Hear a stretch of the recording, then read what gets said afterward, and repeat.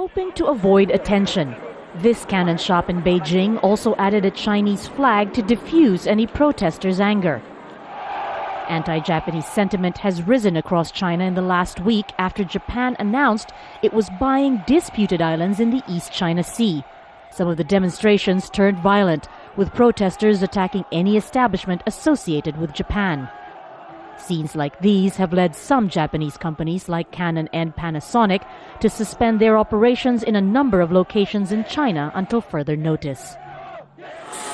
China has become a global manufacturing hub, and its government prides itself on keeping costs low to continue to attract foreign investors. This year, Japanese investment has increased 16% over last year. Shutting down the factory is a bad decision. Canon has such a big market in China. Now people will stop using the brand. It's harmful for both Chinese and Japanese. Like the Chinese protesters who smash up cars and shops, Canon shutting the factory is just instigating more extreme actions. It's not helping.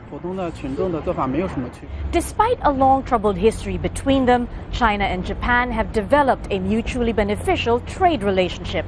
The two are now the largest economies in the region, and the last thing either of them want is a rupture between them that could potentially do damage at home. Against Japan at the moment, I think it's just a heightened issue, but it probably will be curtailed. And at the end of the day, if they want to, they can clamp down very, very quickly and very, very hard. And they will when it's in their economic interest. The U.S. Secretary of Defense is in the region to meet officials in both countries, including China's leader-in-waiting, Xi Jinping. China has now assured Japan it will protect its business interests. But anti-Japan demonstrators are still protesting in China.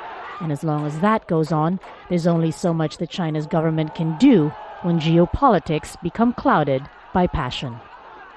Margo Ortigas, Al Jazeera, Hong Kong.